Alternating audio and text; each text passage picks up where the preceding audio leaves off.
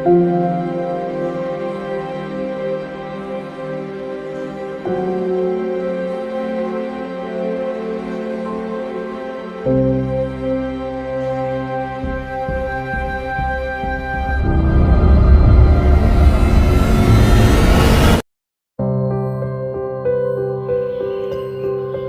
suatu hari yang cerah, terlihat dari kejauhan, Mbah Sumo sedang asik berkebun, ditemani segelas kopi dan sebungkus rokok kretek, menjalani indahnya hari.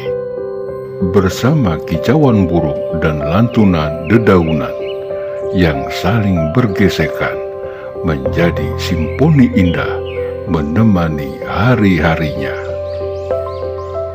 Ngobrol bersenda gurau bareng Kong Pleun, Mang Ayat dan Cemong menjadi aktivitas mengisi hari-harinya. Di sana tidak ada rahasia, semua lepas tanpa beban, semua mengalir apa adanya. Mbah, lagi ngapain? Perlu bantuan nggak? Nggak, aku lagi santai nak. Kalau mau ngopi sana ke dapur, bikin sendiri saja. Ya Mbah, lagi berkebun ya Mbah? Iya, aku sedang merawat pohon dalima. Ini simbol nak, dalnya ada 5. Maksudnya Mbah? Loh, emang kamu ngaji di mana? Kok sampai ndak tahu dalima? Ku dengar ngajimu sudah jauh melanglang buana. Masa dalima saja nggak ngerti? Bener Mbah, nggak ngerti. Tak coba jelasin ya. Jika nanti penjelasanku masih belum dapat memuaskan hatimu, tidak lain karena kebodohanku sendiri yang tidak bisa menerangkan, atau terlalu bodohnya kamu tidak bisa menerima penjelasanku, atau karena kita sama-sama bodoh. Dalima itu dalnya ada 5 yang bermakna surat Al-Ikhlas. Apa kamu sudah paham nak? Belum Mbah. Yalah, jangan-jangan pas pembagian otak kamu nggak ada ya? Sampai-sampai bodoh saja nggak punya. Kalau saya pinter, saya udah jadi kades Mbah. Loh, emang kalau jadi kades harus pinter ya? Sek. Panggil Kong Pleun, ajak kopi bareng. No. Kong, mampir sini ngopi. Kopi doang mah ogah. Kalau ada singkong rebusnya, boleh dah. Ada Kong, Singkong? lu gue rebus. Buset, ambil geledek lu kalau ngomong. Lagi pada ngobrolin apa sih? Udah 5 Kong. Oh, udah 5. Engkau ngerti? Asal lu tahu ya, gua mah pura-pura bego. Padahal Tolol natural pakai nanya lu bekicot Israel. Begini, supaya ngomongnya kagak ngalor ngidul, tadi ngomong udah 5 udah nyampe mana? ganti materi dong Bakong. Bujuk dah, main rampedin aja lu. Gua belum ngomong, udah pindah haluan aja. Maaf Bakong, yang paling mendasar seperti sholat gitu Kong. Apa yang kamu tanyakan nak? Silakan. Iya Tong, lu mau nanya apa? Kali aja Kong bisa jawab. Maaf Bakong, sebenarnya Tuhan tahu nggak sih kalau kita sembah? Bujuk guneng kalau ngomong sekata-kata. Senak jidat lu. Masalahnya gini Bakong, saya sholat 5 kali sehari. Dari kecil, remaja, sampai umur segini nih. Tapi kok rasanya biasa aja ya, nggak ngepek gitu Kong, nggak berbekas. Monggo, dijawab Kong. Begini Tong, Tuhan Maha Tahu, Maha Mendengar, Maha Segalanya. Yang jadi masalah, ilmu lu belum nyampe. Ilmu agama lu masih cetek. Sembayang lu baru sebatas mengukurkan kewajiban doang. Baru sampai menyembah namanya, belum ke esensinya sholat. Ya wajar jadinya. Tapi lu masih bagus, masih mau sholat. No, tetangga engkong, Udah susah bin melarat, bin keblangsak, sholat kagak mau jadi apa coba? Udah kagak mampu saja sekalian. Engkong kalau ngomong sahdu. Bagaimana mau dapet nikmat sembahyang? Kelihatan doang sembahyang yang bener, rapi, padahal hatinya mekering.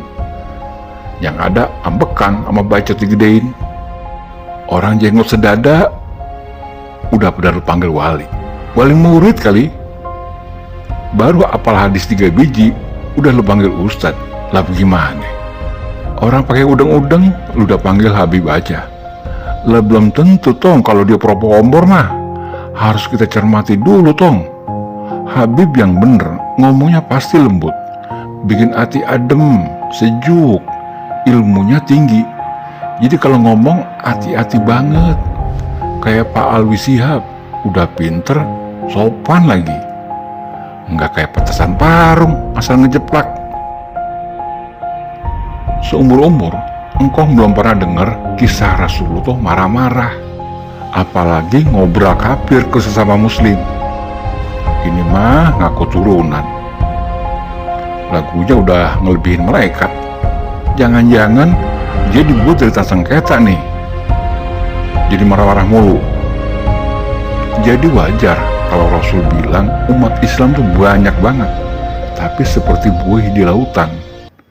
Ngikut sini, ngikut sono, panati kebo dungkul, main seruduk aja, otaknya didengkul kayak lu.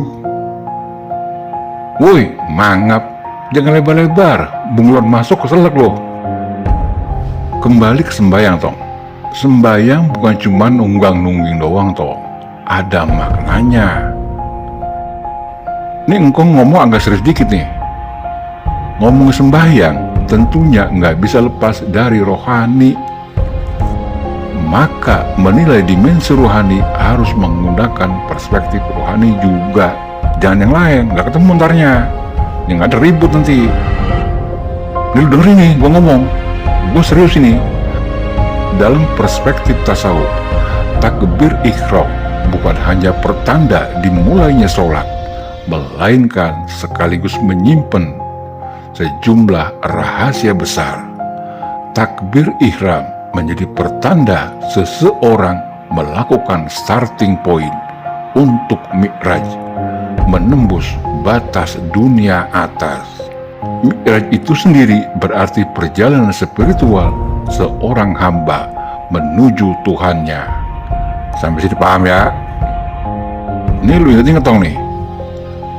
Rahasia takbir merupakan pengungkapan ruh al-takbir, menembus lapis-lapis hijab diri manusia yang menghalangi untuk berjumpa dengan Tuhannya, termasuk merobek, menembus hijab-hijab kegelapan dan hijab-hijab cahaya. Oke, masih paham ya? Dalam hadis riwayat Ahmad, ada 70 hijab yang membatasi diri seorang hamba dengan Tuhannya.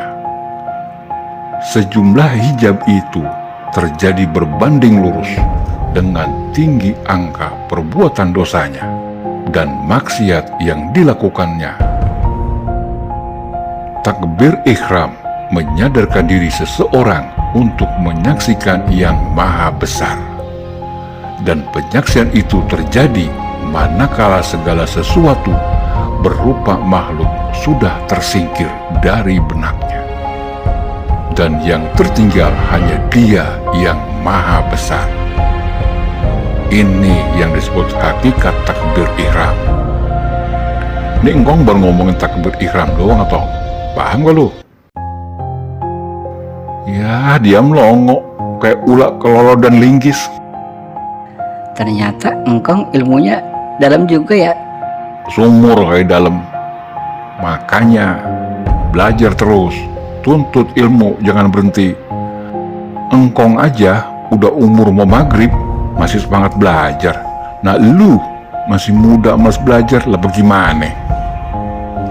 Nabi kita nganjurin, tuntutlah ilmu mulai dari ayunan sampai ke tiang lahat. Artinya itu wajib dong. Ini saran engkong ya, lu pakai syukur, nggak pakai bodo amat. sering-sering ke pengajian, banyak nanya sama ustadz, sama kiai, biar berkah dapat ilmunya. Terus amalin dah. Buka hati sama pikiran, jangan kaku kayak kanebo kering. Apalagi merasa diri dan kelompok pengajian tuh udah paling bener. Jangan toh. Dan yang terakhir, jangan banyak ngomong, sebab ilmu kita dapat dari banyak mendengar, bukan banyak omong. Paham lo? Ya Kong. Belajaran dulu ah. Woi, kopinya mana? Gua ngomong udah bemuruh, dari tadi belum nongol-nongol juga. Dalam mimpi Kong. Dasar bocah tengil. Suwe lu. Sampai sini dulu ya obrolan kita. Kalau ada kata-kata yang salah, tolong maafin. Wassalam.